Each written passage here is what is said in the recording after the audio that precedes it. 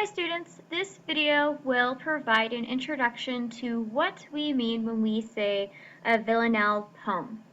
So a Villanelle poem has a lot of rules, including rules about rhyme and repetition.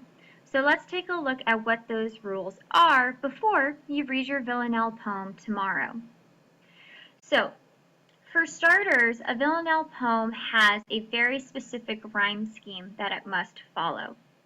So a villanelle is a 19-line poem divided into 5 tarsets and a final quatrain.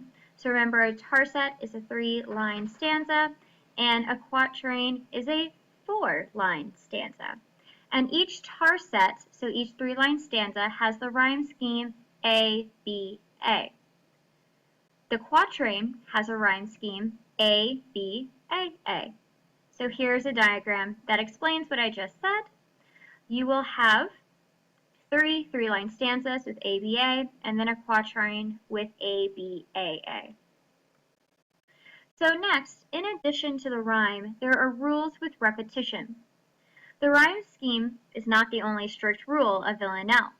It uses a pattern of repetition. So for instance, lines 1 and 3 of the first stanza are used as refrains throughout the rest of the poem. What that means is that lines 1 and 3 are used multiple times in the poem. Refrains are significant because they are meant to be used to emphasize important themes of the poem and to emphasize the ultimate message. So when you think about music, for instance, a refrain is a line used in a song multiple times to help people listening to the music understand what the singer is trying to say. It's used the same way in a poem. So the line that the author chooses to repeat is one that you should make sure to pay attention to. Ask yourself, why are they repeating this line? What are they trying to say to me? So line 1 is going to be repeated in lines 6, 12, and 18, while line 3 is also going to be repeated in lines 9, 15, and 19. They have to be. It's the rule of the villanelle. You can't stray from it. So the 2 lines used as a refrain are paired as the final couplet as well. So they're going to be used there also. So let's take a look at an example because these are a lot of rules. It'll be interesting to see how it actually works in action. So let's take a look at The House on the Hill by Edwin Arlington Robinson. It reads, "They are all gone away. The house is shut and still. There is nothing more to say. Through broken walls and gray, the winds blow bleak and shrill. They are all gone away. Nor is there one today to speak them good or ill. There is nothing more to say. Why is it then we stray around the sunken sill?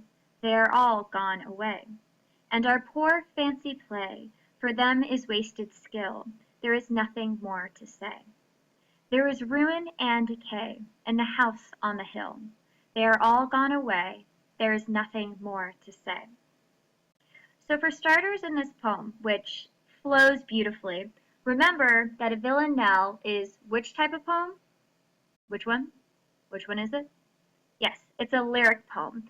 It means it's lyrical in nature and should sound like a song when it's read. And this poem, it's very lyrical. It flows and it sounds beautifully. And part of the reason why it sounds this way is because of the reoccurring rhyme scheme, where we have ABA throughout the poem so that the rhyme continues and doesn't constantly shift. And that creates this flowing effect of a villanelle. Additionally, let's take a look at the repetition. So when we take a look at the villanelle, we can see how the lines are repeated based upon the colors that they've been made. So they are all gone away. Wherever this line is repeated, we see it in blue. So we see it here, here, here, and here. No matter what villanelle you look at and read, this first line will always be repeated in the same exact lines in every villanelle you see. Similarly, if we look at this green line, there is nothing more to say. It will always be repeated in the same exact places that is repeated in this poem, because that's part of the rules of the villanelle. Now the outcome, again, as mentioned before, is it has this very lyrical tone to it, where it flows and sounds like a song. We also have to ask yourself, why is the author repeating these two lines? Why did he select these to be the refrains that would repeat in the specified lines for the villanelle? They are all gone away. There is nothing more to say. There's a very clear theme that he's communicating. So the villanelle is a gift from the French. It was originally meant rural or country-like and described as light, lyrical poems about the countryside. So that's where the poem type originated. However, today, the modern day villanelles are written on a variety of topics and don't have to have that light tone. Now, the light tone kind of comes naturally to it because of its lyrical quality, but it's no longer required as a characteristic of the villanelle. So many modern poets have crafted poems in this complex form, and some of them may have altered the form slightly for effect, but of all of these listed below, they stick to it pretty closely. So my favorite is Dylan Thomas's Do Not Go Gentle Into That Good Night. If you've never read that poem, pause this video and go read it right now. It's so good. Also, we have W.H. Auden's Villanelle, very original title, Theodore Rothsky's The Walking, and Elizabeth Bishop, One Art. We're also going to read a villanelle tomorrow so that you can see a modern villanelle in action. So, what have you learned? The villanelle form originated in France. That is true.